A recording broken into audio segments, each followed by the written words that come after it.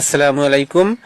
তো আমরা প্রতিনিয়ত যে কন্টেন্টগুলো আপলোড করি সেগুলো আপলোডের সময় আমাদেরকে অবশ্যই খেয়াল রাখতে হবে যে কন্টেন্টগুলো যেন মার্জিত এবং খুব মানে ভালো হয়, যে কন্টেন্টগুলো দেখে কোনো না কোনো মেসেজ যেন সবাই পেতে পারে।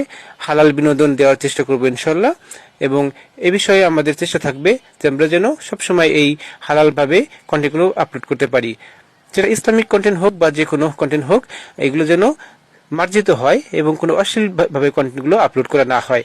তো আমি অনেক কথা বললাম, আমার পাশে তায়েব রয়েছে, তায়েব কিছু কথা বলবে।